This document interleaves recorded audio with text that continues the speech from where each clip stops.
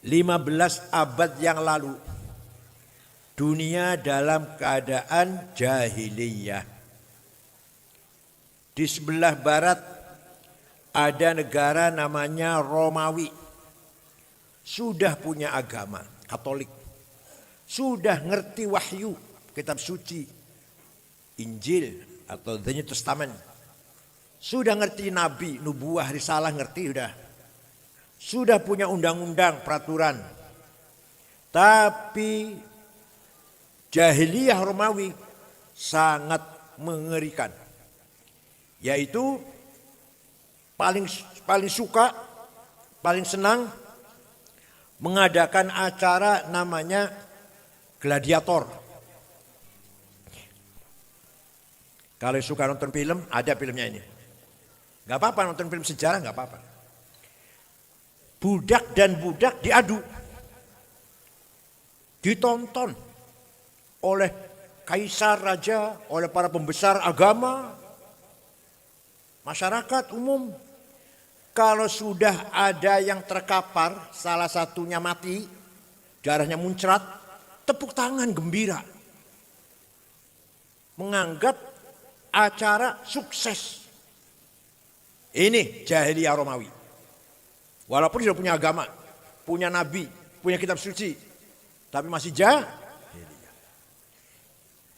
Di sebelah timur, ada Kaisar Nero yang pernah membakar hidup-hidup 600 budak.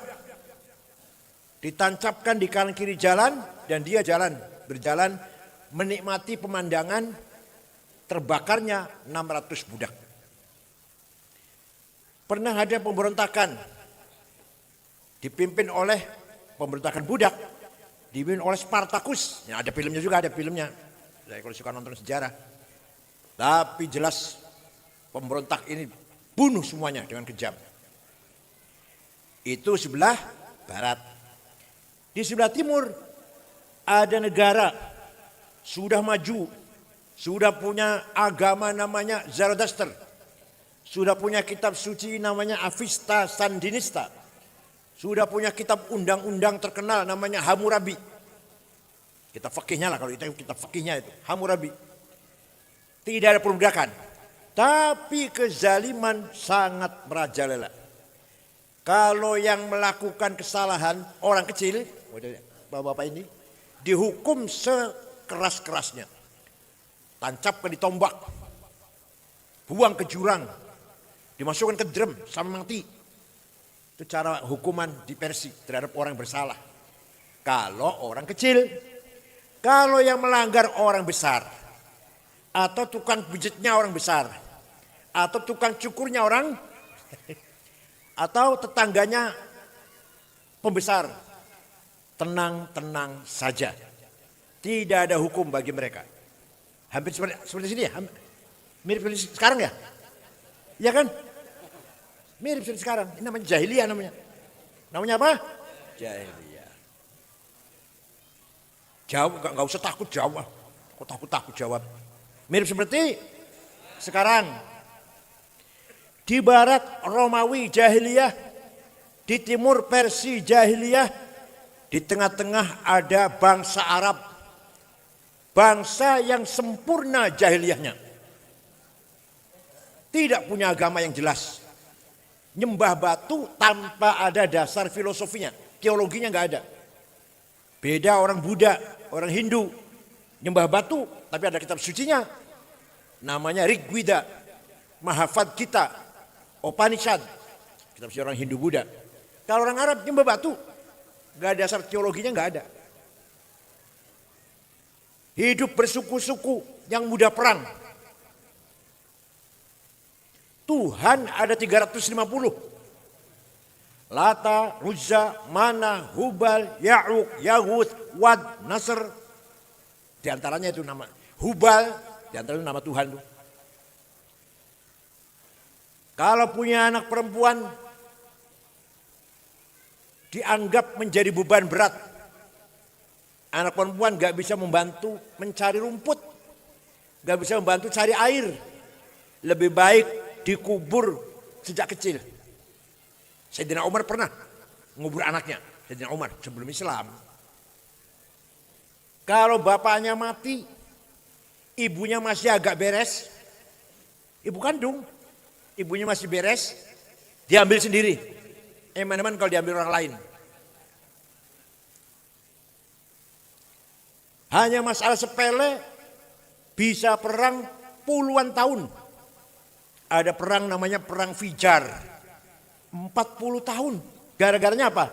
Ada tamu, ontanya dicuri. Itu antara yang punya, yang sahibul bait, yang majikan tamu dengan yang mencuri, 40 tahun.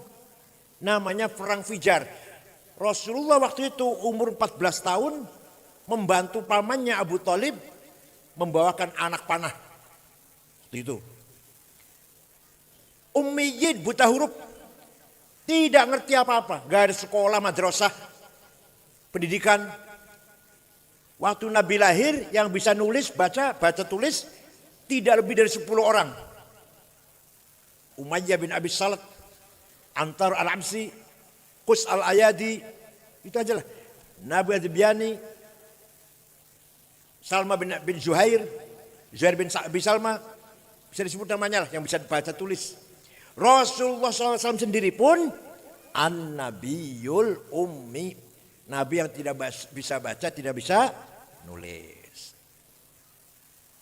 Tiba-tiba Allah mengutus Nabi Muhammad SAW yang buta huruf tadi, yang sejak kecil gembala kambing, yatim piatu, nggak pernah ngaji, nggak pernah sekolah, tidak pernah belajar baca tulis, tidak pernah melancong ke luar negeri pengalaman, nggak pernah jadi aktivis LSM, nggak pernah jadi wartawan, nggak pernah penyiar radio, nggak pernah. Tiba-tiba Allah mempercayakan risalah Islamiyah, misi Islam yang akan membangun terutama masyarakat Arab dan membangun umat manusia sedunia. Betapa beratnya tugas Rasulullah SAW. Betapa beratnya itu. Sekarang kita nggak ada apa-apanya dibanding dengan beratnya risalah Rasulullah SAW.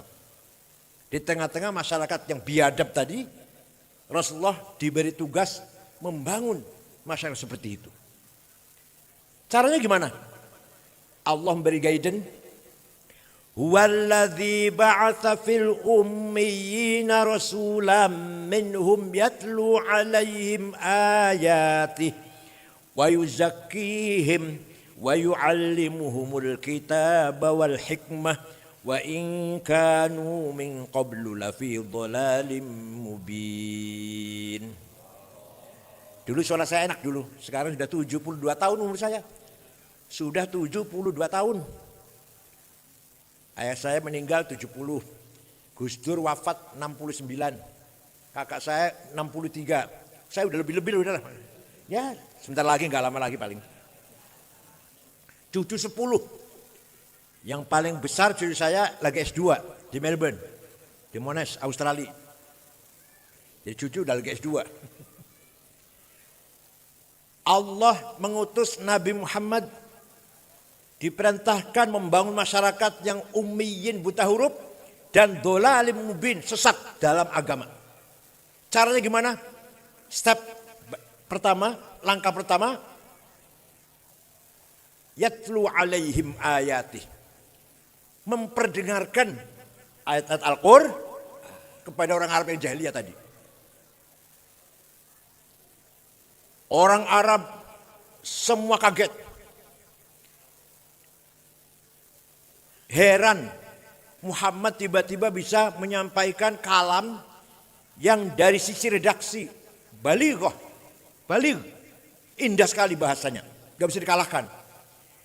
Bukan hanya bahasa baik, isinya cerita Nabi Adam, Ibu Hawa di sorga, digoda iblis, makan buah, diusir. Dari mana Muhammad tahu cerita gitu ya? Kalau baca Bible ada, baca Taurat ada. Namanya kitab Kejadian. Perjanjian lama, cerita begitu namanya. Tiba-tiba bisa cerita Nuh, banjir topan. Cerita Nabi Ibrahim dibakar oleh Namrud. Enggak apa-apa. Cerita Nabi apa lagi? Nabi Yunus ditelan ikan. Cerita Nabi Yahya dibunuh. Cerita Nabi Musa tongkatnya ajaib. Cerita Fir'aun. Cerita Nabi Isa bisa ngobatin orang sakit. Pokoknya gak masuk akal. Muhammad dari mana tiba-tiba bisa cerita kayak gitu? Coba kalau di sini aja. Kalau di sini ada orang buta huruf, gak pernah sekolah, gak pernah pengalaman, bisa cerita gitu gimana ya? Heran gak tidak? Heran kita. Setelah Nabi Muhammad menyampaikan Al-Quran, orang Arab pro kontra. Ada yang pro, ada yang kontra.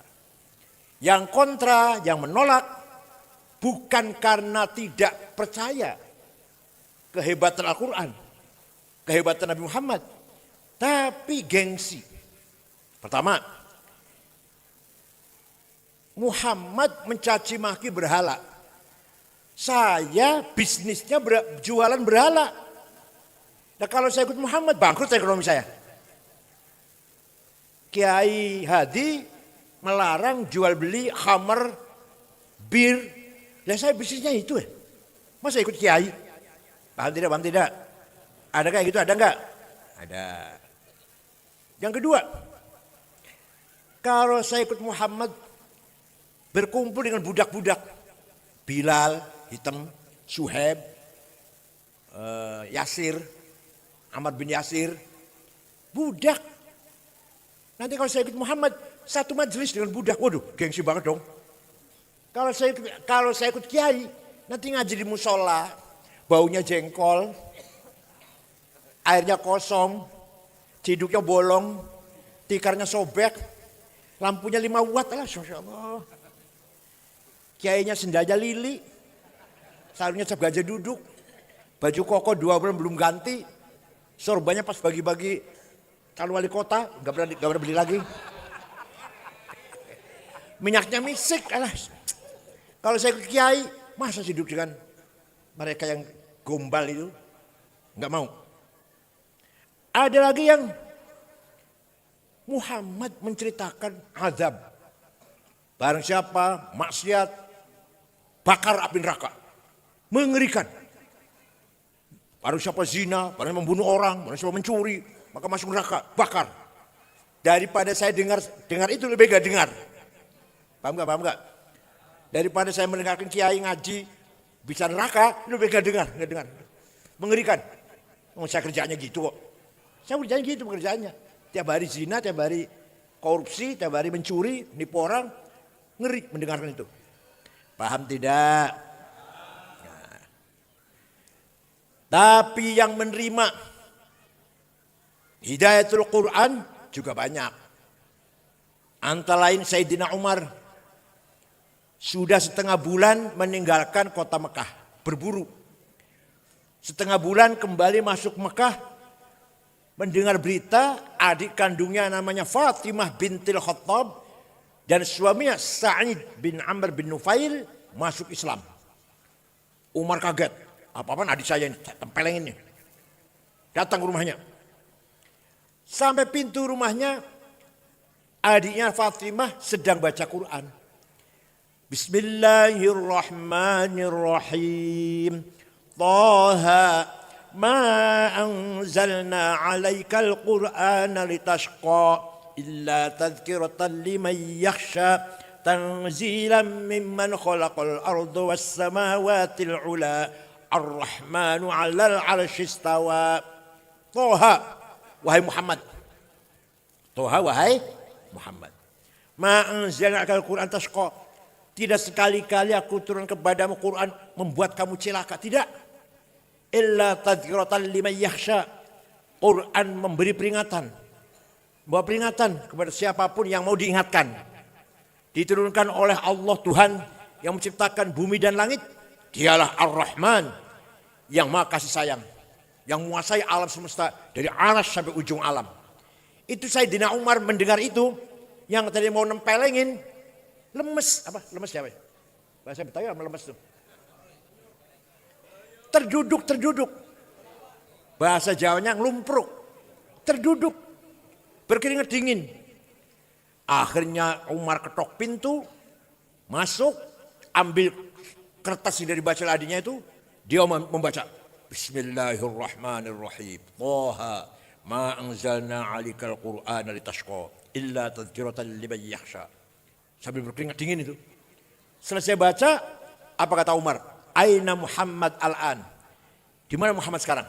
Di sana, di Jiyad, di rumahnya Arqam bin Abil Arqam. Umar lari ke sana, ketok pintu, Rasulullah dengan para sahabatnya lagi ada di dalam. Semua sahabat takut karena Umar terkenal preman, jawara. Ini mau kesini mau apa? Mau ngebom apa? Nabi dengan tenang membuka pintu. Umar masuk langsung memeluk Rasulullah dan menyatakan 2 kalimat syahadah masuk Kata Rasulullah, ini doa saya terkabul. Allahumma qawwil Islam bi ahadi Umarain.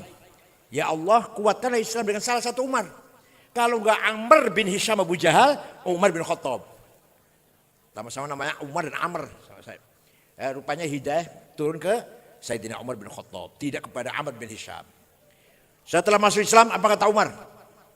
Ya Rasulullah, dan semua rekan-rekan, mulai besok, sholat berjamaah, ngaji Quran, jangan di sini, di masjid. Jangan takut, ada saya.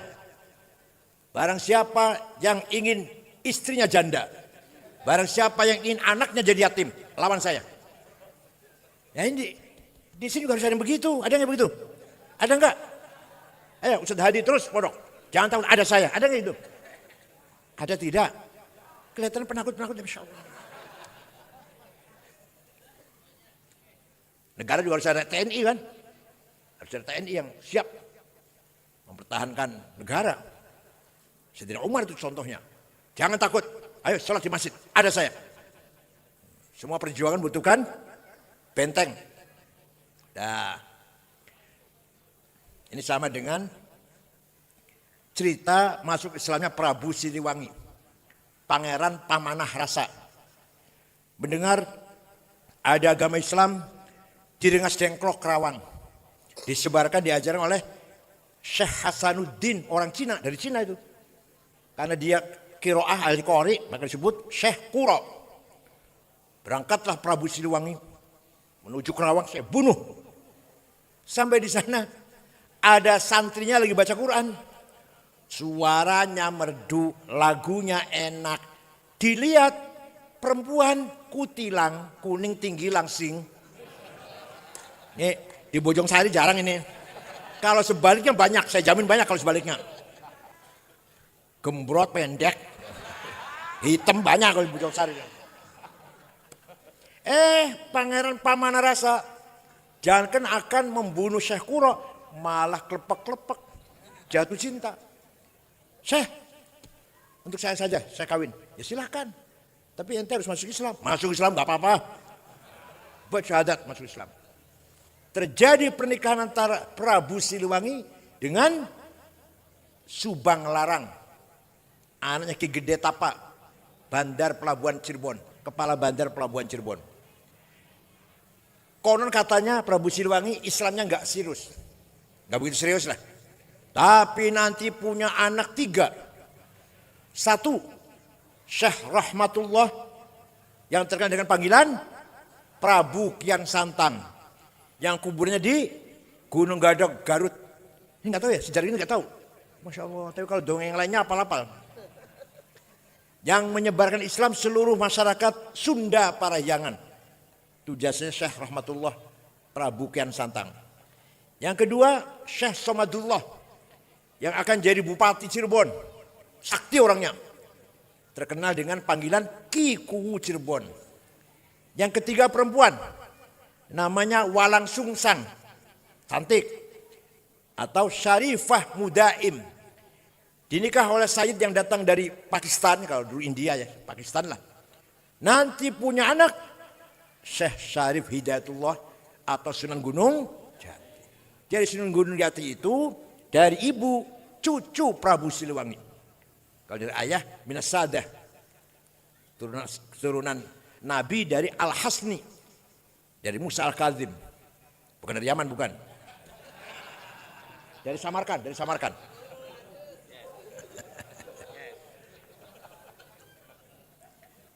Nah, para sahabat semua hafal Quran. Semua hafal Quran. Bahkan mereka mengandalkan hafalan. Tidak mengandalkan tulisan. Rata-rata nggak bisa nulis. Hafalan. Bahkan tidak ada satu sahabat pun yang punya tulisan lengkap. Tulisan Quran lengkap. Ada sahabat A punya surat Yasin. Ada sahabat B punya surat Baqarah. Ada sahabat C surat Kahfi. Nggak ada sahabat punya tulisan Quran lengkap. Nah, setelah zaman Sayyidina Umar bin Khattab radhiyallahu anhu, mulai ada perintah mempersatukan, mengumpulkan tulisan Quran berserak-serak itu, dipimpin oleh sahabat Zaid bin Thabit, anak buahnya Ubay bin Ka'ab, Ibnu Mas'ud, Sayyidina Ali, di situ jadi anak buah, anggota, Muawiyah bin Sufyan, Kutab lah, ya orang bisa nulis-nulis lah. Dah, mulai ada Quran dan tulisan. Setelah zaman Sayyidina Utsman, ternyata satu kota dengan kota yang lain baca Qurannya beda-beda. Maka Sayyidina Utsman punya keputusan, kita satukan tulisan Quran. Sudah tulis satu resmi, yang lain bakar. Supaya tidak menimbulkan perpecahan dalam baca Quran. Maka terkenal dengan nama Mushaf Utsmani yang sekarang sampai sekarang itu. Apa namanya? Mushaf Utsmani. Sampai sekarang. Yang lainnya bakar. Itu jasanya Sayyidina Utsman bin Affan. Kalau Bapak ingin tahu fotokopi Quran zaman Sayyidina Utsman, saya punya di rumah. Gak bisa baca, saya gak bisa baca. Titik saja gak ada. Ba, ta, tha, nun, ya sama. Jim, ha, kho sama. Dal, dal sama. Ro, zai sama. Dan seterusnya lah, gak ada titik lah. Setelah, kenapa? Karena sahabat mengandalkan hafalan. Walaupun gak ada titik, bisa hafalan.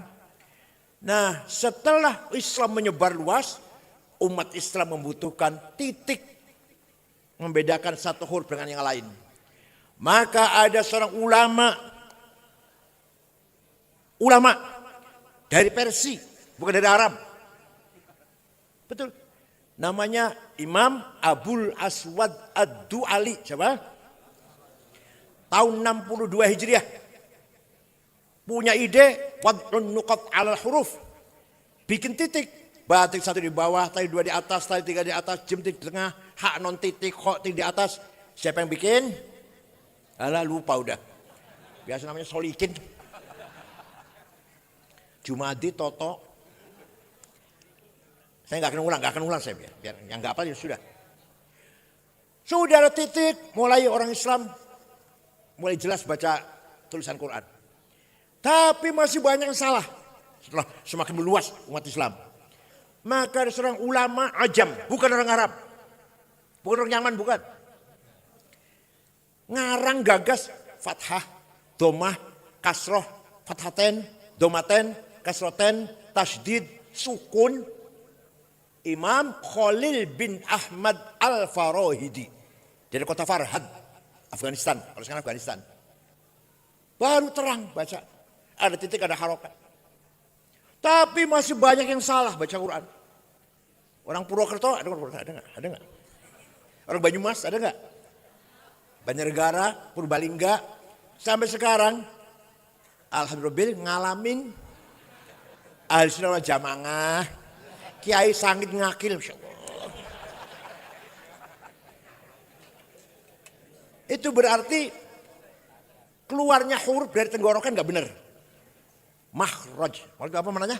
Keluarnya huruf, keluarnya suara, menyuarakan huruf dari tenggorokan nggak benar. Maka ada imam besar dari Ajam, bukan dari Arab. Betul, saya tanggung jawab ngomong ini, saya tanggung jawab ngomong ini. Dikira namanya Imam Abu Ubaid Qasim bin Salam, wafat tahun 224 Hijriah. Bikin ilmu tajwid tilawatil Quran. Ilmu memperbaiki baca Quran. Ilmu Baru ada terminologi idhar, ikhfa, idgham, iqlab, qalqalah, mad lazim, mad tabi'i, mad jaiz dan seterusnya. Huruf halak, huruf elat, apa huruf? Ya Allah, yang bikin namanya Imam Abu Ubaid Qasim bin Salam. Paham tidak? Nah, kita bersyukur pesantren Darul Fikr ini mewajibkan tahfiz Al-Quran. Ini luar biasa. Insya Allah yang mendukung persalinan ini yakin min ahli jannah. Yakin. Semampunya. Bikal istita'ah. Yang bisa harta-harta, yang bisa pikiran-pikiran, yang bisa tenaga-tenaga. Ayo kita dukung pesantren tahfiz Quran. Luar biasa. Pun. Jadi Al-Quran seperti sekarang yang kita baca ini dijaga oleh huffazil Quran. Kalau nggak ada yang hafal, ayo kalau ada kesalahan cetak, tambah huruf atau kurang huruf, nggak tahu. Tapi kalau ada yang hafal, banyak hafal, ketahuan kalau ada keliru dalam percetakan. Silahkan, saya bukan menghina, bukan. Silahkan Bapak tanya ke gereja, Romo, pastor, Pak, sampean hafal Injil enggak? Enggak ada yang hafal Injil, enggak ada. Paling ngutip sana ngutip sini ya. Tuh, seperti anak yang hafal Quran tuh, yang lancar, lancar. Enggak ada. Dengan adanya ilmu tajwid, maka baca Qurannya harus ada aturan ilmunya. Tanya pada orang Kristen. Ada tajwidnya enggak baca Bible tuh? Ada idhar, idgham, ikhfa, iqlabnya enggak? Apa sampai qiraatus sab'ah? Wah, enggak ada. Cara baca Quran ada 7 qiraat. Itu yang muttafaq, yang 3 syadz, 10 sebenarnya qiraat 10. Tanya orang Kristen, tanya. Ada enggak cara baca Injil sampai 7? Lihat, silakan. Itulah kelebihan Al-Qur'an. Ada lagi. Hanya dalam agama Islam ada ilmu metode mengoreksi, meneliti informasi. Namanya ilmu mustalahil hadis. Tanya pada orang Kristen. Ada enggak ilmu sahih, hasan, dhaif, tanya. Hanya di Islam. Ceritanya tahun 99 Hijriah, tahun berapa? Khalifah Umar bin Abdul Aziz gelisah.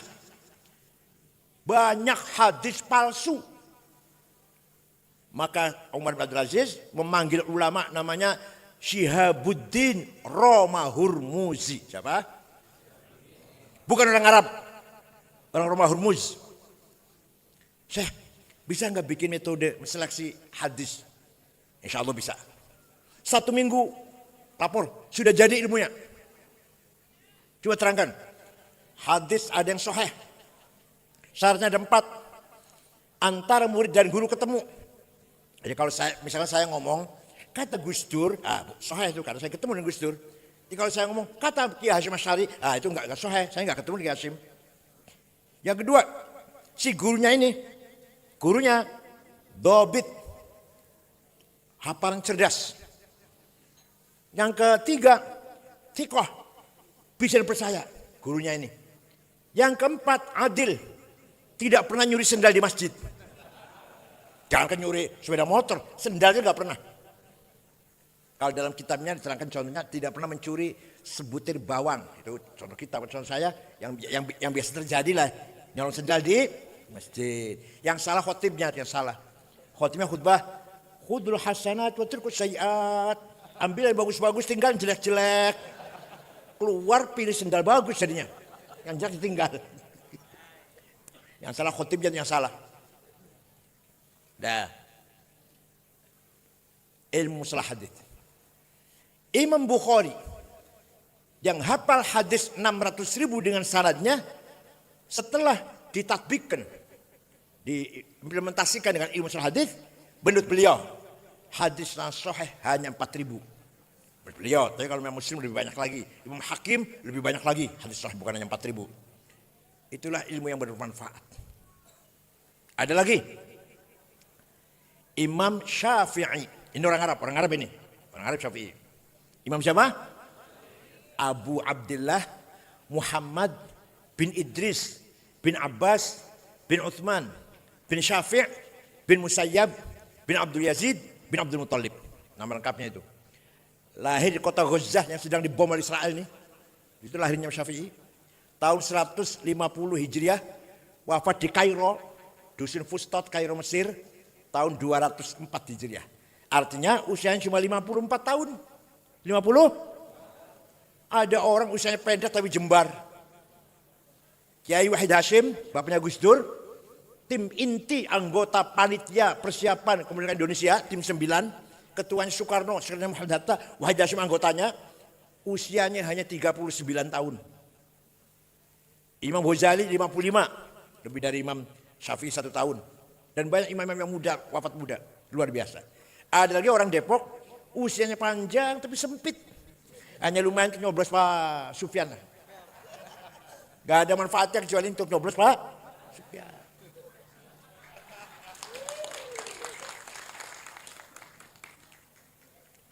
Imam Syafi'i suatu hari dapat surat dari gubernur namanya Abdurrahman Al-Mahdi. Siapa? Gubernur Mawaro An-Nahr, Transoksania. Afghanistan di sekitarnya lah. Dulu namanya Mawaro, bahasa Arabnya Mawaro An-Nahr. Sebelah sananya Bengawan. Kalau sekarang namanya Transoksania. Dibuka suratnya. Isinya, Syekh, saya ingin tahu, ingin ngerti bagaimana caranya memahami syariat Islam yang benar. Imam Syafi'i, coba gubernur tanya pada imam coba. Sekarang ada nggak yang gubernur tanya pada kiai? Ada nggak gubernur tanya pada kiai sekarang? Imam Syafi'i memanggil muridnya, namanya Rabi' bin Sulaiman Al-Muradi. Siapa? Sini Rabi' sini. Naktub Arisalah. Ayo nulis surat yuk, nulis surat. Membalas pertanyaan gubernur. Siap. Imam Syafi'i dikte, Rabi' nulis. Akhirnya suratnya Imam Syafi'i berjumlah 300 halaman. Itulah yang terkenal dengan kitab Ar-Risalah lil Imam Asy-Syafi'i. Isinya gimana isinya? Singkat saja. Kalau rinci 4 semester. Betul. Gubernur, kalau Anda ingin paham syariat Islam, pertama harus paham ayat-ayat Al-Quran.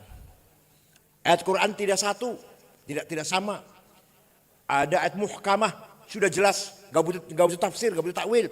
Qul huwallahu ahad, sudah jelas, sudah, gak usah tafsiri.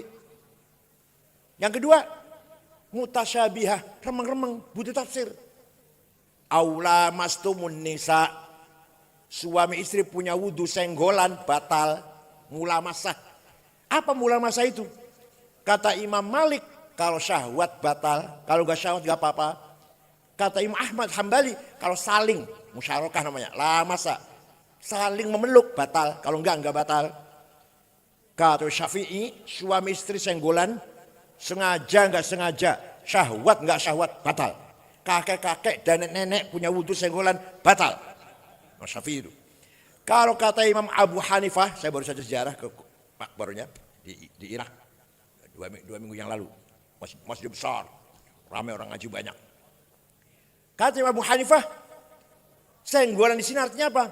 Suami istri punya wudhu, ciuman, sengaja, syahwat, gak batal. Kecuali satu baru batal, yang satu. Tahu nggak yang satu, ngerti nggak yang tahu? Baru batal kalau yang satu baru batal. Ngerti kan? Ya pekerjaan rutin kita lah, pekerjaan rutin. Itu namanya ayat mutasyabihah. Ayat apa? Ada ayat mutlaqah absolut. Ati'ullah wa ati'ur rasul. Taat kepada Allah, taat kepada Rasulullah, mutlak. Wa ulil amri minkum. Taatlah kepada pemerintah, muqayyad. Dengan syarat, kalau pemerintahnya baik, kalau nggak baik, jangan taatin. Namanya muqayyadah. Kalau taat kepada Allah, kepada Rasul namanya mutlaqah. Kepada pemerintah namanya muqayyadah. Ada ayat amah umum, ada khusus. Yang umum aqimus sholah. Wajib sholat siapa saja. Pejabat, rakyat, pinter, goblok, bodoh, kaya, miskin. Di mana saja wajib sholat. Orang Amerika, orang Depok, orang Arab, orang Cina. Ada lagi ayat perintah. Tapi khusus. Apa? Perintah perang. Walladzina hajaru wa udhu fi sabili. Wa qatalu wa qutilu lau kaffiran anhum sayiatihim. Wadkhilannahum jannatin tajri min anhar. Ayo keluar dari rumah, perang. Nanti masuk surga balasannya. Kamu membunuh atau kamu terbunuh, masuk surga balasannya. Dijemput bidadari. Jadi pengantin kamu. Ini betul perintah. Tapi enggak sama dengan perintah sholat. Perintah perang kalau lagi perang. Apa? Masalah aman kayak ini ngebom. Jadi pengantin. Mati syahid. Sangit bukan syahid. Di Depok ada enggak Depok? Ada terus enggak Depok? Ada terus enggak? Banyak. Banyak. Bom Bali namanya siapa? Dari Lamongan. Amrozi, Ali Gufron, Ali Imron, Mukhlas. Dari Banten, Samudra. Ada lagi Umar Pateh, namanya Hisham Bawazir. Dari Pemalang. Ada lagi dari Kendal, siapa namanya? Dulmatin. Dari Cirebon, Saifuddin. Dari Kuningan, Sarifuddin. Atau kebalik, Sarifuddin Cirebon, Saifuddin Kuningan. Dari Jalaksana. Dari Indramayu, Muazzam, Bom Tamrin. Dari mau jihad fisabilillah, jadi fisabil Tamrin. Muazzam, Desa Kedungungu, Kecamatan Kerangkeng, Indramayu. Ada yang internasional, sampai sekarang masih di penjara di Guantanamo, Amerika. Alhamdulillah, nggak memalukan lah, internasional. Hambali dari Cianjur, itu ditakuti oleh Amerika itu sebelum ketangkep, lalu di penjara sudah. Itu teroris yang paling terkenal itu. Alhamdulillah Indonesia nggak memalukan lah, ada semua. Dari Tegal Ahmad Ali, dari Tegal. Walhasil perintah perang itu perintah khusus. Yang ketiga atau yang keempat, ada ayat hakiki, ada majazi. Yang maknanya realistis, ada yang maknanya metaforis. Apa? Yang metaforis contohnya, yadullah fauqa aidihim. Tangannya Allah di atas tangannya orang kafir. Bukan tangan, Allah enggak punya tangan. Kullu man 'alaiha fan wa yabqa wajhu rabbika dzil jalali wal ikram. Semua di muka bumi ini akan hancur kecuali mukanya Allah, muka wajahnya Allah. Bukan muka, bukan zatnya. Tadi kan tangan itu maknanya kudrah, kekuasaannya tadi di atas orang kafir. Wa jaa rabbuka wal malaku saffan saffa. Nanti di mahsyar malaikat baris. Wa jaa rabbuka, Tuhan datang, periksa barisan. Apel pagi Senin upacara merah putih apa? Yang datang bukan Tuhan. Yang datang wajah rabbuka, artinya wajah amru rabbik, perintahnya yang datang. Ini ilmu kayak gini nih, kalau gak ngaji gak tahu ini. Kalau hanya sekolah gak akan tahu. Ada di pesantren adanya. Di mana? Pesantren pun yang kita sayangkan, yang konon kalau pesan modern gak doyan sudah ilmu kayak gini nih. Alhamdulillah pesannya salaf masih banyak. Lirboyo, Ploso, Kempek, ayah saya Kempek, atau di Ciganjur At-Thaqafah masih kita kaji, namanya ilmu usulul fiqh. Apa? Tanpa ini kita salah memahami Al-Quran. Itu Imam Syafi'i. Ada yang mendelete, menghapus nasikhah, ada yang mendelete namanya mansukhah. Sudah paham Quran seperti itu belum cukup, kata Syafi'i. Harus paham hadis. Kenapa? Karena Quran perintah aqimus sholah, aqomus sholah, yuqimunas sholah, aqimis sholah. 62 kali perintah sholat itu di Quran. Tapi Quran tidak menjelaskan sholat itu 5 kali. Namanya zuhur, asar, maghrib, isya, subuh. Ada nggak di Quran? Ada nggak? Kalau jawab ada berarti nggak pernah baca Quran. Yang jawab ada. Bacanya paling kulhu, falak, nas, al-fatihah, alif lam mim, ayat kursi, lillahi musawat, la ilaha illallah, tahlil berkat.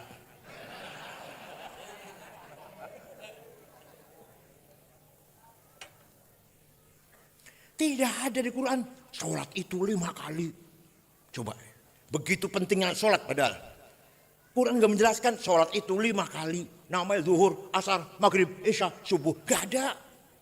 Adanya di hadis. Maka hadis harus dipakai, gak boleh tinggal. Furidat alaikum khamsu maktubat adz-dzuhr wal asr wal maghrib wal isya wal fajr. Quran apa hadis? Hadis pun macam-macam. Ada hadis mutawatir, marwahu jam'un an jam'in la fil kidb khata, la yuhtamal fil kidb khata. Hadis enggak mungkin bohong, enggak mungkin salah, namanya mutawatir. Ada hadis masyhur terkenal, ada hadis aziz yang baik, ada hadis ahad individual. Ini kalau saya rinci 2 tahun, Pak. Dikira gampang apa? Sudah paham Quran, sudah paham hadis, belum cukup kata. Jawab yang keras, kata kecerdasan akal, bayan akli harus dipakai. Akal harus dipakai, bukan akal orang Depok, bukan. Akalnya ulama. Akal ada 2. Akalnya ulama kumpul memutuskan masalah, namanya ijma. Apa namanya? Konsensus. Akal sendiri-sendiri individual namanya qiyas. Apa? Analogi. Jadi ijma qiyas harus kita ikutin. Contoh, produknya ijma apa? Produknya arkanus sholati sab'ata asyar, rukun sholat 17, takbiratul ihram. Nomor 2 an-niyah, niat. Nomor 3 al-qiyamu, berdiri. Nomor 4 qiraatul Fatihah, baca Fatihah ketika berdiri. Nomor 5 ruku'. Nomor 6 i'tidal, dan seterusnya lah. Itu hasil kesepakatan akalnya ulama. Paham tidak? Di Quran tidak ada, di hadis tidak ada. Enggak ada hadisnya rukun sholat 17, enggak ada hadisnya itu. Kalau yang bilang ada, enggak pernah baca hadis. Paling bacanya hadis di kalender paling. Gayanya Rahul Bukhari. Bukhari juz berapa, halaman berapa? Oh, saya ngambil dari kalender. Ya dari tadi jangan bilang Rahul Bukhari, Rahul kalender. Jadi kalau ada orang tidak mau ikut ijma, tidak ngerti rukun sholat berapa. Kalau ada orang sholatnya bagus, kita tanya, Ustadz, Anda itu sholatnya bagus sekali. Belajar dari mana, Ustadz? Oh, dari Quran dan hadis. Wallahi, demi Allah, bohong. Bohong. Gak mungkin orang bisa sholat dengan baik kalau gak hanya Quran dan hadis. Yang benar jawabnya dari ayah saya, dari ibu saya, dari imam di musola, imam di masjid. Nanti imamnya dari gurunya, mentok pada Imam Syafi'i. Imam Syafi'i gurunya Imam Malik, Imam Malik gurunya Imam Rabi'ah, gurunya Imam Kharijah putra sahabat Zaid bin Thabit. Paham tidak? Apa ngajinya berat ya? Ngaji berat ya? Maunya ngaji Munkar Nakir aja, cerita Munkar Nakir ya? Setiap ngaji cerita Munkar Nakir balik, Masya Allah. Padahal Munkar Nakir sudah dikalahkan Abu Nawas. Waktu Abu Nawas mau mati, wasiat pada anaknya, kalau saya mati dibungkus dengan kain kafan yang sudah ambrol. Jangan yang baru, cari kain kafan ambrol, busuk. Kenapa, Pak? Nggak usah tanya kenapa, udah ikut saja. Begitu mati anaknya cari kain kafan yang sudah busuk, sudah ambrol, enggak putih bersih, enggak, udah coklat itulah. Dikubur. Munkar Nakir datang mau nanya, baru buka itu ya. Kaget Munkar Nakir, ini mayat sudah lama ini, balik kan enggak jadi tanya.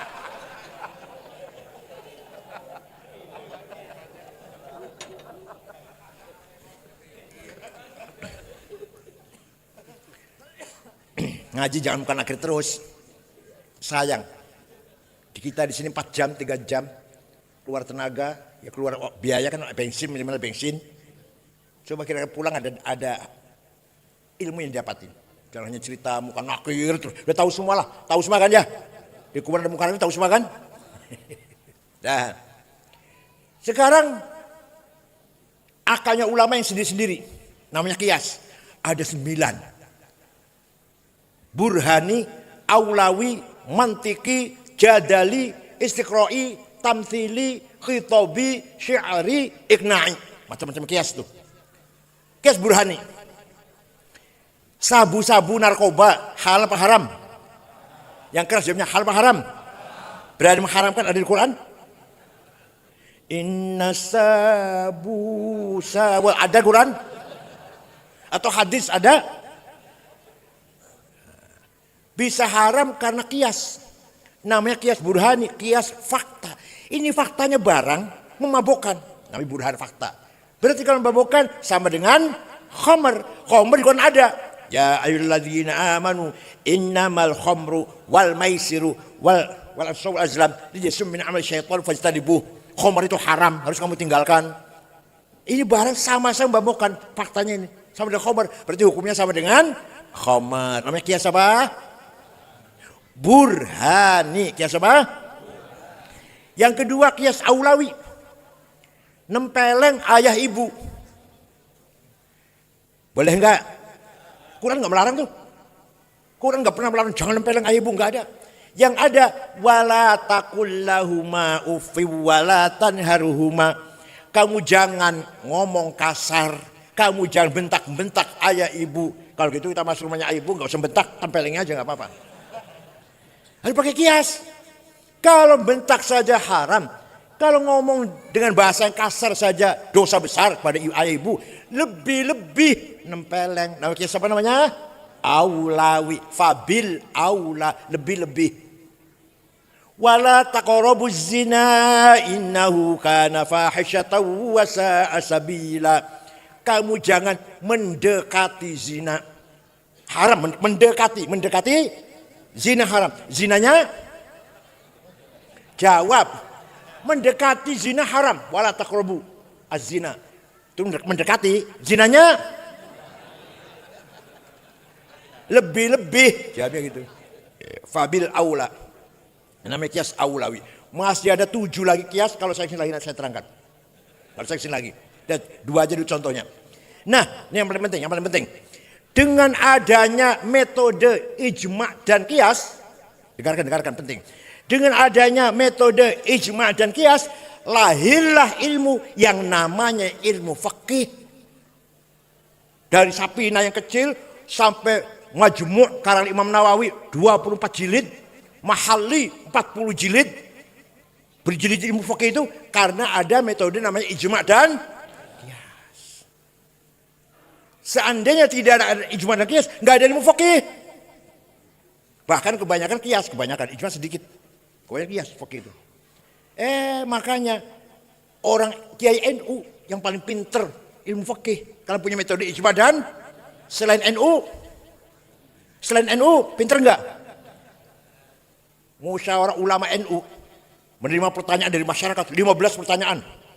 Hukumnya cloning, hukumnya bunga bank, hukumnya sholat Jumat di kantor. Dijawab 2 hari selesai, 15 pertanyaan. Kalau bukan ulama NU, 2 tahun barangkali. Betul. Kenapa? Karena kias sudah ada di otaknya masing-masing. Paham tidak? Ya. Itu jasanya Imam Syafi'i. Kita nggak usah taklid pada Syafi'i. Langsung saja Quran dan hadis. Sini saya tanya.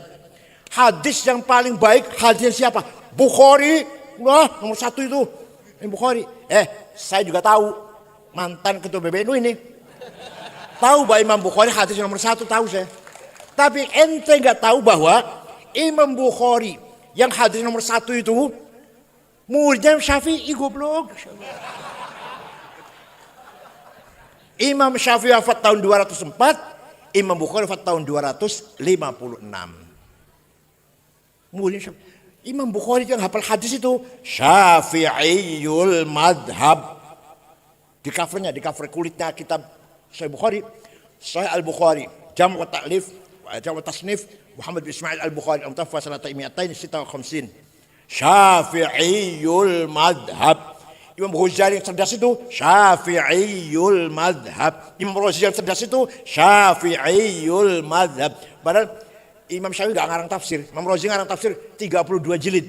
Tapi tetap taklid Imam Syafi'i. Imam Ghazali ya filosof, ya pemikir, ya ilmu kalam, ya filsafat.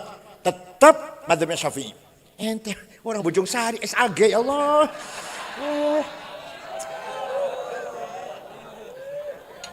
SAG lulusan swasta, dosennya sering mencret, dia sering bolos, bayar 15 juta, sudah SAG bang. Iya enggak?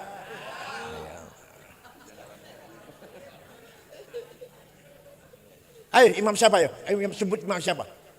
Syehristani, Baqillani, Imam Haramain, imamnya 2 kota, Mekah Madinah, Imam Haramain Abdul Malik Al-Juwaini. Syafi'iyul madhab. SAG Allah. Dah. Ada lagi. Jasa ulama. Imam Abul Hasan Ali Al-Asy'ari. Siapa?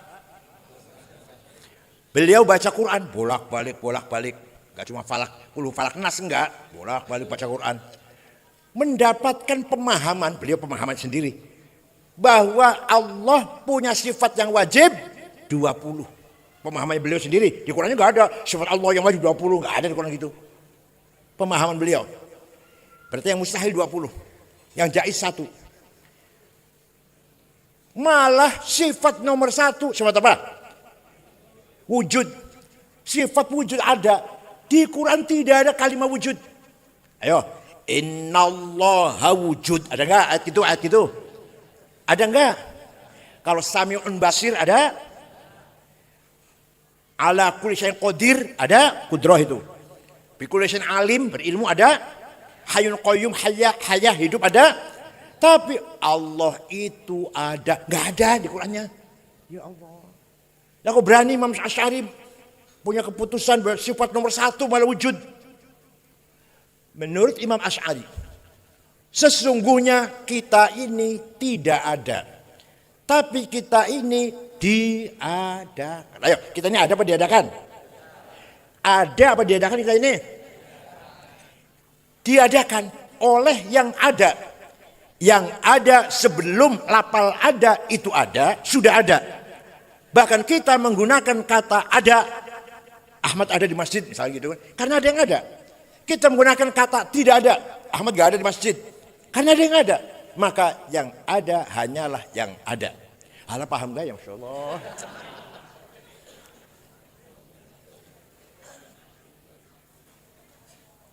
Ada domir kata ganti pronoun. 3. Aku anak. Engkau anta. Dia huwa. Aku Said, aku Khalid, aku Abu Bakar, aku Hasan. Silakan. Aku Maryam, aku Zainab, silakan dipakai. Tapi itu pinjam itu. Mati semua nanti. Mati gak semua? Tinggal aku satu yang tidak mati. La ilaha illa ana fa'budni. Tidak Tuhan kecuali aku. Ya, aku Tuhan. Bukan aku Ahmad, bukan aku Khalid, bukan aku Abu Bakar, bukan. Aku siapa? Maka la wujuda illa ana. Artinya tidak ada yang wujud kecuali aku. Artinya la ana illa ana. Tidak ada aku kecuali aku. Aku Ahmad mati, aku Khalid mati, aku Bakar mati, aku Hasan mati, aku Zainab mati. Tinggal aku Allah. Paham tidak?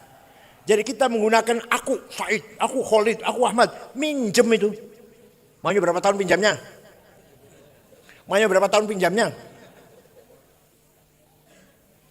Jawabnya yang benar. Terserah yang meminjemi.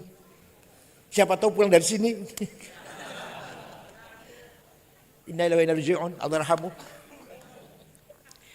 Kedua engkau, anta. Silakan dipakai silakan. Kamu Ahmad, kamu Hasan, kamu Bakar, kamu Khalid, kamu Said, kamu Maryam, kamu Zainab, kamu Tuti. Mati semua. Tinggal engkau saja enggak mati. La ilaha illa anta subhanaka inni kuntu minadh dhalimin. Tidak Tuhan kecuali engkau. Engkau siapa ini? Allah. Bukan Ahmad, Khalid, Hasan, bukan. La wujuda illa anta. Tidak ada yang ada kecuali engkau. Artinya la anta illa anta. Tidak engkau kecuali engkau. Yang ketiga, dia. Dia Ahmad, dia Abu Bakar, dia Khalid, dia Toto. Dia Maryam, dia Zainab. Mati semua. Tinggal dia satu enggak mati. La ilaha illa huwal hayyul qayyum. Tidak Tuhan kecuali huwa dia. Dia siapa? Dia Allah. Artinya la wujuda illa huwa. Tidak ada yang ada kecuali dia. Artinya la huwa illa huwa. Tidak ada dia kecuali. Paham tidak? Jadi hakikatnya ana, anta, huwa itu siapa? Allah. Yang sebenar-benarnya aku. Yang sebenarnya engkau. Yang sebenarnya dia Allah. Bukan kita-kitaan, bukan.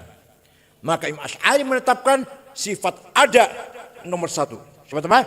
Sifat wujud. Nomor 2, jawab. Nomor 2, nomor 3, 4, 5, 6, 7, 8, 9, 10, 11, 12, 13. Udah cukup 13. Karena yang 7 ini sifat ma'nawiyah. Operasional, action daripada sifat ma'ani. Paham tidak? Ya paham apa enggak terserah lah. Saya udah. Kita harus berterima kasih kepada Imam Syafi'i dan kepada Imam Abul Hasan Al-Asy'ari. Paham tidak? Nah. Yang kedua, Rasulullah membangun masyarakat Arab wa yuzakkihim. Tapi pertama kali apa? Membacakan Al-Qur'an. Yang kedua, membangun karakter. Orang jahiliyah, orang Arab yang enggak punya karakter, enggak punya cita-cita, enggak punya hasrat, enggak punya ngerti aturan, peraturan, kepribadian. Setelah ada Nabi Muhammad, bangsa Arab berubah 180 derajat. Bangsa yang punya karakter. Setiap manusia punya hawa nafsu. Punya apa? Ada 2 hawa nafsu. Nafsu ghadabiyah dan nafsu syahwatiyah. Kalau ngaji jangan jelek-jelekan hawa nafsu. Hawa nafsu baik, fadlu minallah. Kalau hawa nafsu dijelek-jelekin, punya anak kalau hawa nafsu. Kalau nggak punya hawa nafsu, punya anak. Nafsu ghadabiyah. Saya harus jadi wali kota. Saya harus jadi komandan. Saya jadi pemimpin, ketua, imam, nggak mau makmum. Ini datangnya dari nafsu ghadabiyah. Apa? Nafsu apa? Tapi, dengarkan tapi. Kalau niatnya baik, Pak Sufyan Tsauri insya Allah niatnya baik. Caranya baik. Dan tujuannya ibtigha amardhatillah, semata-mata mencari ridho. Maka nafsu ghadabiyah ganti namanya. Apa? Himmah. Apa? Yang keras apa? Kita harus punya himmah besar. Menteri Keuangan Prancis sekarang perempuan, asli dari Maroko, waktu kecil gembala kambing, dia punya cita besar. Mohon maaf, Panglima Pak Hadi Cahyanto, ibunya jualan gorengan di sekolah SD. Beliau punya jenderal bintang 4, sekarang Menko Polhukam. Itu himmah itu namanya. Bapak harus himmahnya besar. Anak saya harus pinter, anak saya harus berakhlak, gitu loh. Punya himmah enggak? Orang yang paling himmahnya besar siapa? Rasulullah Sallallahu Alaihi Wasallam. Saya tidak mau kalah. Islam harus menang, apapun risikonya. Rasulullah itu, model ente-ente ini bubar Islam 2 hari. Muhammadun qaimun lillahi dzuhimami. Muhammadun sadiqul aqwali wal kalimi. Muhammadun thabitul mitsaqi hafidhuhu. Muhammadun tayyibul akhlaqi wasyiyami. Nabi Muhammad orang tegak berdiri lillahi ta'ala, dzuhimamin, yang punya cita-cita besar. Wallahi law wada'u asy-syamsa fi yamini wal qamar fi yasari ala an atruka hadzal amr ma tartu hatta ahli kaduna. Demi Allah, seandainya orang Quraisy meletakkan matahari tangan kananku, bulan tangan kiriku agar aku berhenti dakwah, tidak akan berhenti sampai saya mati. Itu himmahnya Rasulullah tuh. Kalau ente jadi Rasulullah, 2 hari bubar. 2 hari paling lama Islam. Ayo, sukses ya Rasulullah. Para sahabat juga himmahnya besar. Wali Songo himmahnya besar. Kiai Hasyim Asy'ari himmahnya besar. NU menyebar di Nusantara. Menyebar enggak? Papua, di Maluku, di NTT ada NU semuanya. Setiap kabupaten ada NU. Walaupun minoritas. Bung Karno, kita harus menang. Indonesia harus merdeka melawan Belanda dan Jepang. Punya apa Bung Karno? Punya nuklir? Punya duit? Enggak. Punya apa? Himmah. Ayo kita pegang ini. Kalau kita punya himmah, insya Allah berhasil. Apa aja? Pak Sufyan punya himmah, menang. Ayo kita bunyi bareng ya, kita bunyi bareng. Saya harus menang, ayo. Saya tidak mau kalah. Awas kalau kalah.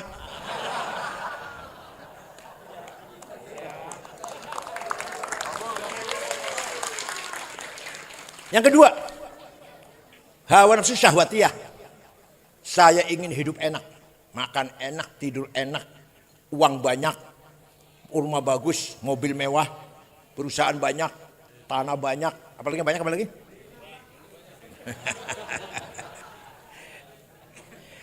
Bini banyak kalau rasa satu enggak. Mendingan bini satu rasa.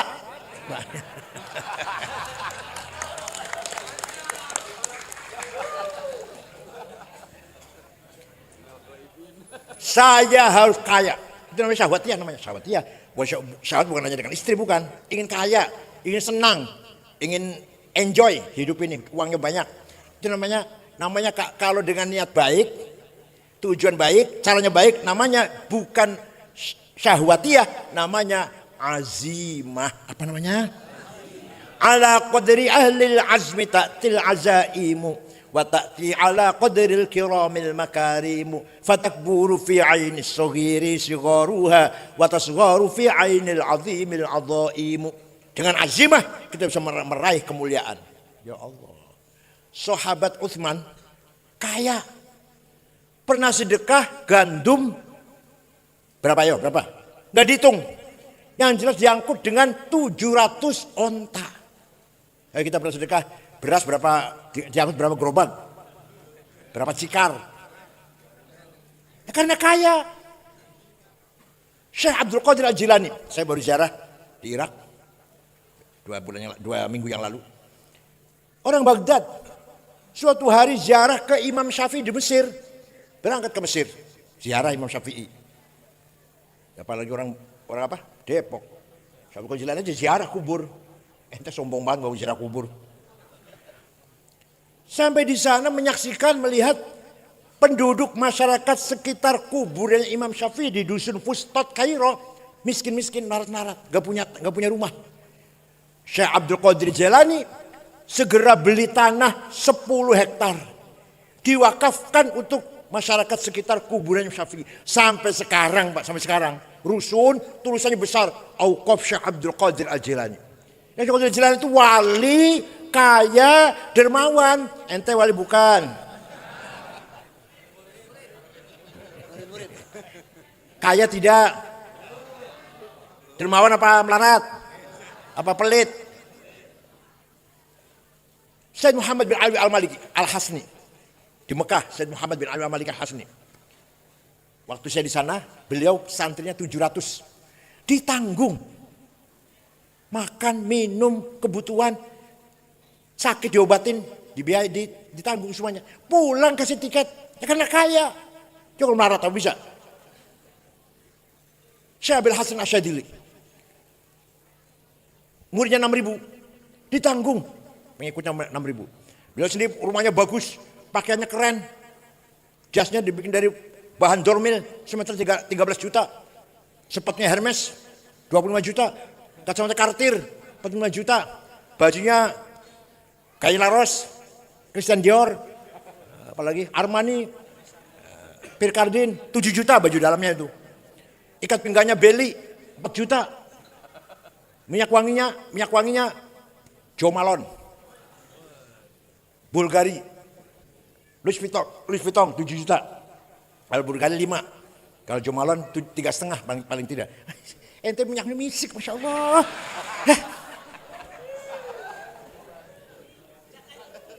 Pulpennya Montblanc 15 juta. Tasnya itu Gucci paling murah 75 juta. Nah, barang ente tasnya ada tulisan di pojok, Masya Allah, masih ulama kabupaten deh.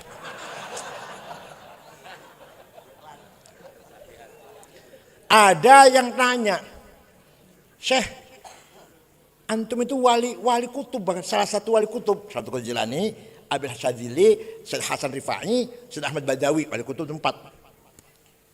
Tapi pakaiannya keren, rumahnya besar, kendaraannya kereta 2 kuda, Alphard, BMW, Mercy, bukan Luxio, Grand Mark lah, ya Allah. Terus kenapa? Ya kiai-kiai yang lain pun nyemprul pakaiannya. Jawabnya Syekh Abil Hasyadzili gini jawabnya. Libasi yakul, pakaianku yang mewah ini bisa ngomong, pakaian bisa ngomong. Ngomongnya gimana? Ayyuhan nas ana ghani fala tarhamuni. Wahai masyarakat, saya kiai kaya, enggak usah kamu amplopin. Pakaiannya bagus kan? Jadi ngomongnya gitu. Pakaiannya ngomong gitu. Coba kalau pakaiannya nyemprul. Ngomongnya pakaiannya ayyuhan nas ana fakir. Farhamuni. Kesana kemari bawa proposal. Waktu Rasulullah Mi'raj melihat ada orang bangkit dari kuburan tinggi besar. Dilihat mukanya kosong, kropos mukanya. Gak ada dagingnya. Rasulullah kaget. Man huwa ya Jibril, siapa Jibril? Besar tinggi tapi mukanya bolong. Oh, niku umat ente yang rajin bikin proposal.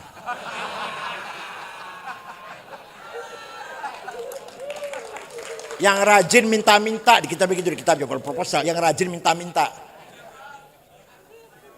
Gak punya malu, maka mukanya bolong, gak punya malu. Ya Allah, ayo kita harus kaya. Kiai Wahab, begitu berdiri NU, beliau muter-muter mensosialkan NU. Tahun 30-an itu, sampai ke Palembang, tahun 30. Di sana ketemu dengan Kiai asal Semarang, namanya Kiai Kamil Soleh. Ke Banten, Pandeglang, Menes, Kiai Abdurrahman, berdiri NU. Ke Bogor, Pagentongan, Ajingan Falak, berdiri NU di Bogor. Betawi, Guru Marzuki, Cipinang Muara, berdiri NU. Cirebon, Kiai Abbas, Buntet. Semarang, Kiai Ridwan, Lasem, Mbah Masum, Lasem. Kudus, Raden Asnawi, Kudus. Cepu, Kiai Ihsan. Lombok Tengah, Kiai Faisal. Itu Kiai muter-muter tanpa proposal. Tanpa minta bantuan, uang sendiri itu. Itu dulu orang urus NU ikhlas sekali tuh. Kalau sekarang? Ya gini ya. Ada ikhlasnya lah. Kira-kira berjuang NU ada ikhlasnya. Jangan semata-mata nunut urip. NU nunut ikut hidup, nebeng hidup jangan. Ada ikhlasnya lillahi ta'ala. Betul gitu ya? Dah. Ayo bunyi bareng. Saya harus kaya. Saya tidak mau melarat.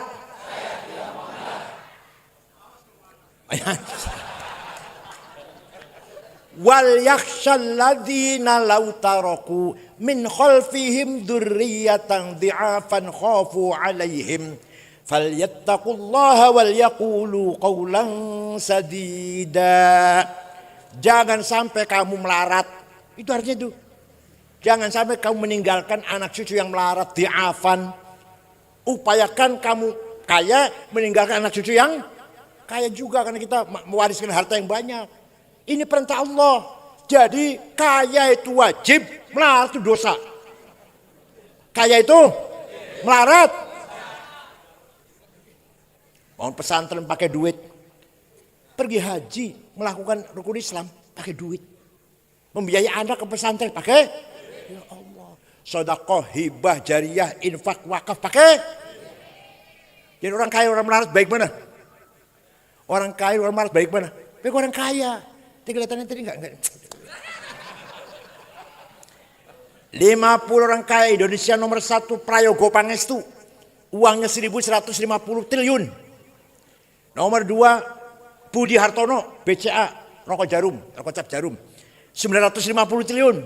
Nomor 3 Sinarmas, 750 triliun. Nomor 4 Antoni Salim. Nomor 6 orang Islam, Khairul Tanjung, nomor 6. Nomor 39 orang Islam, Muhammad Bayu yang punya taksi Bluebird. Nomor 40 orang Islam, Haji Rashid. Saya lihat, saya cari, orang Depok enggak ada. Aduh. Walaqad katabna fi zaburi min ba'di dzikr annal ardu yarithuha ibadiyas salihun. Saya ciptakan alam yang kaya.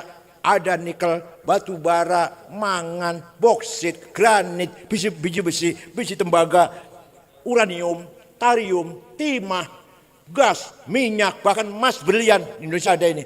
Untuk hamba-hambaku yang soleh. Malah hasilnya malah melarat. Dosa ente. Dosa enggak? Menang itu wajib tadi, saya ulangi. Menang itu wajib Pak Sufyan. Wala tahinu wala tahzanu wa antumul a'launa in kuntum mu'minin. Kamu jangan kalah, jangan di bawah, Kamu harus antum a'laun, di atas menang. In kuntum ini kalau kamu benar-benar orang beriman. Jadi menang itu wajib, kalah itu jawab. Menang itu kalah, kaya, melarat. Awas kalau melarat. Talabul ilmi faridatun ala kulli muslim. Pinter itu wajib, kan begitulah. Pinter itu wajib. Jadi kalau pinter wajib, bodoh, masya Allah, kalah, melarat, bodoh, dosa tiga-tiganya itu ya.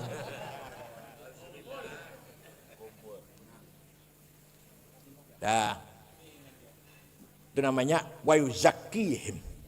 Setelah ada agama Islam dan Rasulullah, orang Arab mampu membangun karakter budaya, peradaban, kemajuan, kekayaan dan culture budaya, saintifik. Wa yu'allimul kitab, muncul ulama-ulama setelah ada Islam. Tadi saya katakan buta huruf, jahiliyah. Setelah ada Islam muncul ulama-ulama. Syafi'i, Imam Bukhari, Muslim dan seterusnya lah, ulama-ulama. Ya Allah, setelah ada agama Islam. Terakhir wal hikmah. Rasulullah mewariskan hikmah kepada kita. Hikmah itu apa? Nurun mubashir yakdzifullah ala qalbi man yasha. Direct illumination. Cahaya langsung diberikan kepada siapa yang ia kehendaki. Yang Allah kehendaki. Itu hikmah. Tanpa belajar, bukan dari belajar, bukan. Contoh Gus Dur. Yang gampang Gus Dur lah. Gampang. Baru saja dioperasi, sarafnya, kepalanya. Di kamar rumah sakit ada saya, Pak Muhammad Iskandar, Pak Saifullah Yusuf, Cakrawardaya Menteri Koperasi, Haji Wisnu, Ketua Golkar Jawa Tengah. Kita ngomong pelan-pelan, Gus Dur lagi istirahat lah. Tiba-tiba Gus Dur ngomong, mengko aku bakal jadi presiden.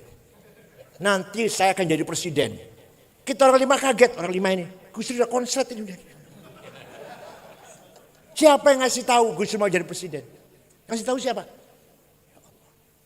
Dah, suatu hari jogging, olahraga pagi-pagi, mampir rumah saya setengah 9. Minta air putih, roti tawar, duduk, saya buka AC, tidur ngorok. Ada 20 menit. Tiba-tiba bangun, setelah bangun, Kang Said, nanti sampean kalau sudah usia 56, jadi ketua umum PBNU. Betul, waktu muktamar tahun 2010 di Makassar, usia saya 56. Kata siapa itu? Siapa yang ngajari? Yang saya tahu siapa? Orang yang paling ikhlas, Prabowo. Dipecat dari Pangkostrat, nggak melawan. Mengkau bakal jadi presiden, nek wis tua. Nanti akan jadi presiden kalau udah tua. Coba, bukti nggak itu? Suatu ketika, seminar di Pustaka Nasional mengenang jasa Jenderal JB Simatupang. Narasumbernya 4, 2 Muslim, Gus Dur dan Pak Rudini, Jenderal Rudini. Yang 2 Kristen, Muji Trisno dan Yakub Utama yang punya Kompas. Gus Dur datang terlambat, duduk di bawah dulu. Yang 3 lagi bicara, udah diskusi lah. Terakhir Gus Dur persilahkan, saya bangunkan tidur.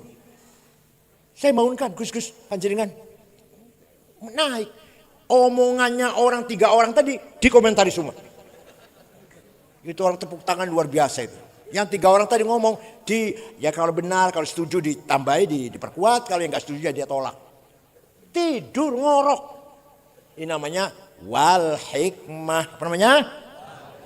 Apa kita bisa seperti itu? Bisa. Saya bilang nggak bisa. Kita memang bisa. Asalkan kita membuang muhlikat, amrod qalbiyah, ektas negatif. Buang dari hati kita.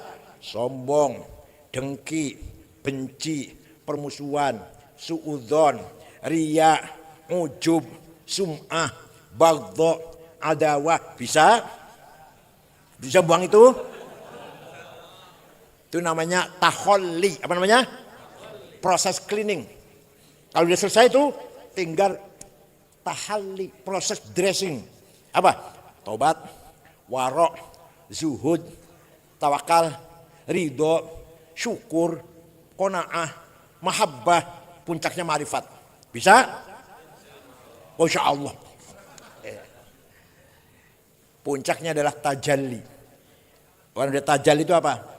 Melihat apa saja yang kelihatan Allah. Itu tajalli namanya. Lihat orang diktator. Ada orang diktator lah, Brezhnev atau Hitler atau siapa. Ingat, oh Allah Maha Jabbar. Jabarnya Allah tanpa batas. Jabarnya Hitler, Brezhnev, Pol Pot, Marcos ada batasnya. Berapa tahun? Jabarnya Allah, diktatornya Allah ada batasnya enggak? Lihat orang cantik, ingat Allah. Allah Maha Jamil. Bahkan cantiknya Allah, indahnya Allah tanpa batas. Orang itu cantik paling sampai usia 40. Lebihnya udah peot semua dah. Lihat orang gagah ganteng, ingat. Lihat orang baik, soleh, santun, lembut, ingat. Maha Karim, Allah Latif. Ada orang kok ya galak, ya pelit, ya sombong. Oh ingat Allah. Allah punya sifat al-mutakabbir. Ada orang kok mudah nempeleng orang, galak. Ingat Allah, syadidul intiqam. Paham tidak? Ini namanya tajalli. Istri bapak lagi marah-marah, ingat Allah. Allah memang maha syadidul intiqam. Istri bapak lagi mesra, ingat Allah. Lagi latif, karim, rahim. Paham tidak? Jadi, apapun yang dilihat ingat Allah. Maka kita tidak pernah marah, gak pernah kecewa hidup ini. Gak pernah kecewa.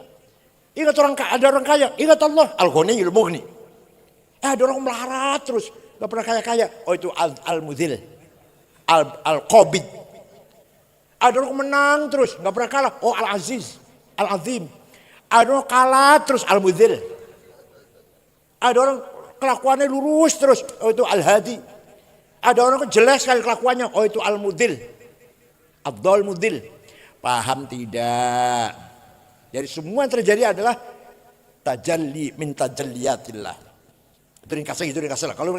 Kalau saya rinci ya 2 tahun. Ini aja nih masalah ini 2 tahun. Jadi berapa tahun sudah? Udah berapa tahun? Dari usul fiqh 2 tahun. Ini bahas ini tahali tajalli 2 tahun. Udah berapa? Baca bahas Quran. Bahas tadi pertama kali bahas Quran. Ilmu tajwidnya, ilmu qiraahnya, Makkiyah, Madaniyah. Berapa tahun tuh?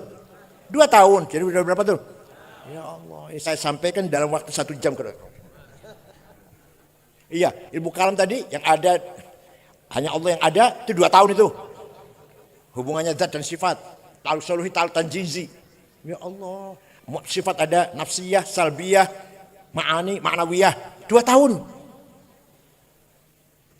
Kalau zat itu qadim, sifat qadim apa enggak? Kalau sifat juga qadim, berarti qadim banyak. Zat dan sifat. Orang Kristen dikatakan kafir hanya 3 qadim. Lah kamu mengatakan sifat qadimnya Allah 13 tadi itu. Plus sifat, berapa itu yang qadimnya itu? Tapi kalau hadis nggak mungkin. Zatnya Allah qadim, sifatnya hadis nggak mungkin. Ayo, apa nggak panas otak itu? Bapak sekalian, mudah-mudahan apa yang saya sampaikan ada manfaatnya walaupun sedikitnya. Ada manfaatnya. Saya betul-betul kalau menyampaikan sedikit ilmu itu mudah-mudahan ada manfaatnya. Ceramah 1 jam jangan hanya bergurau, lucu-lucu. Jangan hanya marah-marah. Itu berisik itu sih. Buang-buang waktu 3 jam duduk di sini kan. 3 jam duduk di sini kan. Waktu, tenaga, kebuang. Kalau tidak dapat ilmu, Masya Allah, mubadzir. Percuma datang ke sini kalau nggak dapat ilmu. Ya, walaupun sedikit lah. Saya nggak ngaku pinter nggak. Sedikit lah, bagi-bagi dikit. Mudah-mudahan ada manfaatnya. Ala barakatillah. Dan kita malam hari ini juga Maulid Nabi ya, Maulid Nabi Muhammad ini Sallallahu Alaihi Wasallam. Waktu Nabi Muhammad lahir, Abu Lahab dari kejauhan lihat rumahnya Aminah padang, terang. Ada apa itu? Abu Lahab perintah budaknya namanya Suwaibah. Suwaibah, lihat rumahnya Aminah, ada apa? Belum ada listrik waktu itu kan. Suwaibah pergi, sebentar kembali, ya Ami majikan, Siti Aminah melahirkan anak laki-laki. Sudah dikasih nama Muhammad. Dari anak itulah, dari mukanya anak itulah datangnya sinar. Dari mukanya anak yang lahir itulah rumahnya Aminah jadi terang benderang. Ya Allah. Saratun saro nurun nubuwati fi asariri wurimul bahiyah wa badara badruhu fi jabini jaddihi Abdul Muttalib ibnihi Abdillah. Nur Muhammad diciptakan oleh Allah 2000 tahun sebelum menciptakan Adam. Setelah Adam ceritakan Muhammad ditaruh di tulang rusuknya Nabi Adam. Terus sampai ke anak-anaknya. Sampai ke Syekh Abdul Muttalib. Mukanya terang. Wa badru fi jabin jaddi. Kemudian pindah ke putra Syekh Abdullah. Masuk ke rahimnya Siti Aminah. Nur itu. Faulida sallallahu alaihi wasallam. Sajidan syakiran. Hamidan ka'annahul badru fi tamamih. Maka Rasulullah lahir bagaikan bulan purnama. Abu Lahab gembira itu. Suwaibah, sejak sekarang kamu bukan budak, merdeka. Sama dengan saya, sama dengan yang lain-lain lah, sama dengan kita-kitaan. Itu nanti di akhirat, Abu Lahab masuk neraka. Sasla naron, zatalah. Sudah dinas oleh Quran. Tapi selama-lamanya, tiap hari Senin dikeluarkan. Selasa, masuk lagi. Rabu, Kamis, Jumat, Sabtu, Ahad. Senin, diangkat lagi. Selasa, masuk. Selama-lamanya, daiman. Idza kana hadza kafiran jaa dhammuhu bitabbat yadahu fil jahimi mukhallada ata annahu fi yaumil itsnaini daiman yukhaffafu anhu lisururi bi ahmad fama dhannu bil abdil ladzi kana umruhu li ahmad masruran wa mata muwahhida. Abu Lahab kafir masuk ke jahim selama-lamanya, tapi ata annahu fil itsnaini daiman. Setiap hari Senin selamanya yukhaffafu anhu, dikeluarkan dari neraka. Lisur bi ahmada, karena gembira lahirnya Nabi. Famadzannu bil abdil ladzi kana umruhu. Maka seperti apa orang Depok yang seumur-umurnya, selama hidupnya selalu li ahmada masruran. Gembira lahirnya Nabi, baca maulid, malam Jumat, akikah, rumahnya baru, anaknya naik sekolah, naik kelas atau naik pangkat, dagangnya laris. Suka baca maulid enggak? Dagangnya laris baca maulid enggak? Oh, diam aja. Kalau bapak anaknya naik kelas baca maulid enggak? Ya Allah, harus baca. Bersyukur kepada Allah. Ya motong ayam, motong apalah. Dan kiai yang diundang baca maulid, baca berjanji harus hafal-hafalan. Kalau enggak hafal jangan diamplopin. Berjanji, deba, burdah, sudurar harus hafal-hafalan. Karena apa? Milik kita, miliknya siapa? Berjanji miliknya siapa? Maka kita harus hafal. Kalau kita yang hafal, apa Wahabi suruh ngapal?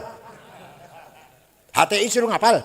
Kita orang NU yang punya maulid Nabi itu harus hafal. Wa amma at-taifatu thaqifan falam yuhsinu bil ijabati qira wa ghurabi syufaha wal abid fasabu bil sinatin badiyah wa ramuhu bil hijarati hatta hudibat bid dima'in ala thumma ada Rasulullah sallallahu alaihi wasallam ila Makkah hazina fasalahu malakul jibali fi hilakil asabiyah faqala inni arju aykhrijallahu min aslabihim may yatawalla atirillahu maqbulul karim. Mimbar di masjid jangan dikasih buku khutbah. Kalau ada kiai NU khutbah masih baca, jangan pakai lagi. Apa bedanya dengan SAG? Keluaran Lirboyo, keluaran Jombang, keluaran Cipasung. Masa dengan SAG? Kalau baca SAG pantas. Kalau kiai baca memalukan, jangan pakai lagi. Siap? Khutbah Jum'ah, khutbah gerhana, khutbah nikah, talqin, tahlil, manaqib Syekh Abdul Qadir Al-Jilani harus siap. Kan itu milik kita, bukan milik orang Wahabi enggak. Paham tidak? Sama dengan Quran juga dihafal karena milik kita orang Islam. Kalau kita yang ngapal, orang Kristen suruh ngapal, kan gitu.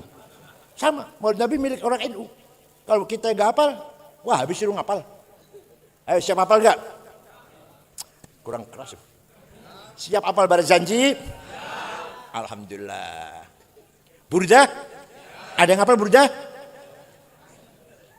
Syekh Al-Busiri, Muhammad Al-Busiri Iskandariyah, sakit 1 bulan, stroke, ngimpi jumpa Rasulullah SAW. Ente pernah ngimpi jumpa Rasulullah? Tanya, saya nanya, pernah jumpa Rasulullah?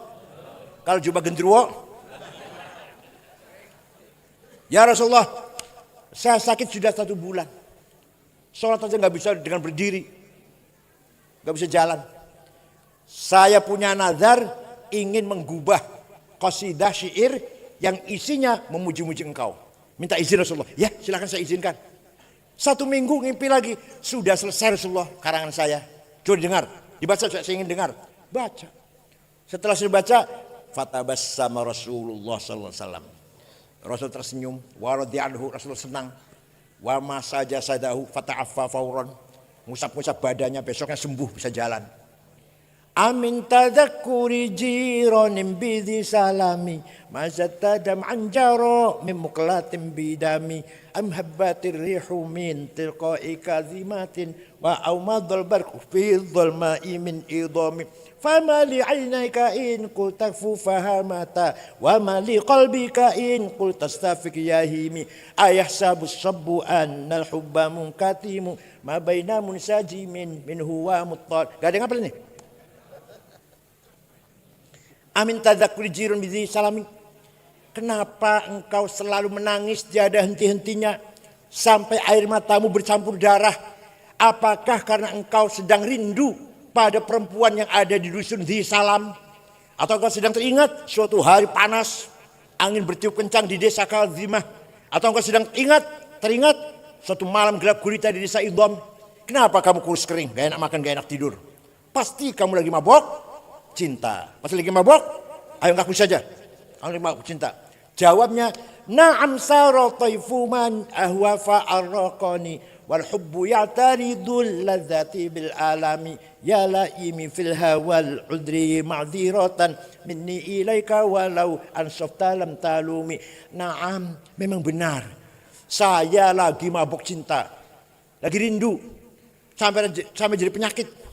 Tapi kalau ente tahu siapa yang sedang kurindukan, pasti ente akan memaklumi. Siapa sih yang kamu rindukan? Orang mana? Gadis mana lah? Janda mana lah?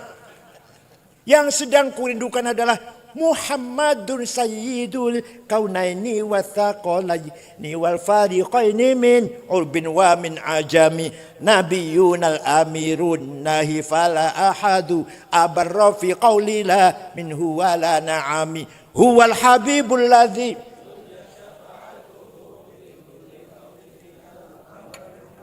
da'a ilallahi fal mustamsikuna bihi mustamsikuna bihablin ghairi munfasimi faqan nabiyina fi khalqin wa fi khuluqi falam yudanuhu fi ilmin wala karab. Dan seterusnya. Yang kurindukan, yang sedang kutangisi adalah Sayyiduna Muhammad sallallahu alaihi wasallam, Sayyidul Arab wal Ajam, Sayyidul Insi wal Jin, Sayyidul Dunya wal Akhirah, Sayyidul Alamul Mulk wal Alamul Malakut. Dialah Muhammad bin Abdullah bin Abdul Muttalib bin Hashim bin Abdul Manaf bin Qusay bin Kilab bin Murrah bin Lu'ay bin Ka'ab bin Ghalib bin Fihr bin Malik bin Nadhr bin Kinanah bin Khuzaimah bin Mudrikah bin Ilyas bin Mudar bin Nizar bin Ma'ad bin Adnan. Gak ada yang hafal nih? Masya Allah.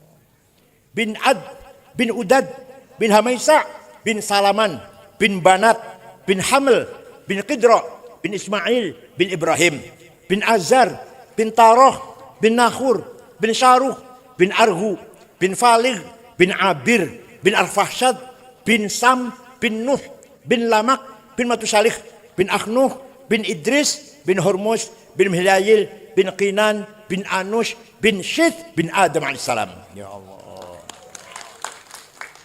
Jadi leluhurnya Nabi Muhammad jelas tidak? Leluhurnya ente? Jawab. Leluhurnya ente? Jelas tidak? Yang jawab jelas saya suruh sebutkan 10 mbah, 10 kakek. Semua leluhur Nabi Muhammad itu dijaga oleh Allah. Hafizul ilah li Muhammadin aba'ahul amjada saunan lis tarakus sifaha falam sibhum aruhu min adamin wa ila abihi wa ummihi. Allah menjaga leluhur Nabi Muhammad, aba'ahu, bapak-bapaknya. Dijaga dari apa? Dijaga dari apa? Tarakus sifah. Tidak ada leluhur Nabi Muhammad yang berbuat zina. Enggak ada. Tarokus sifah. Semuanya enggak ada yang berbuat zina. Ayo, leluhur kita kira-kira jaminan enggak? Jawab. Dijamin enggak? Itulah keistimewaan Rasulullah sallallahu alaihi wasallam. Walau annahum idzalamu anfusahum ja'uka fastaghfirullah wastaghfar lahumur rasul lawajadullaha tawwabar rahima. Orang yang banyak dosanya, contohnya saya, datang ke Rasulullah Madinah, istighfar di sebelahnya. Kemudian Rasulullah juga ikut memohonkan ampun untuk saya. Lawajadullah, pasti dalam taukid, pasti Allah mengampuni dosanya itu. Syaratnya Nabi Muhammad juga akses syaratnya. Jadi bapak umrah ke Madinah, istighfar di sebelahnya Rasulullah. Kemudian Rasulullah ACC, mendukung, ikut mendoakan juga. Pasti Allah mengampuni dosa kita. Artinya apa? Rasulullah diberi hak untuk memberi syafaat kepada siapa yang ia kehendaki. Jadi mudah-mudahan kalau kita umrah ziarah, Rasulullah ikut mendukung taubat kita, ikut memintakan ampun untuk kita semuanya.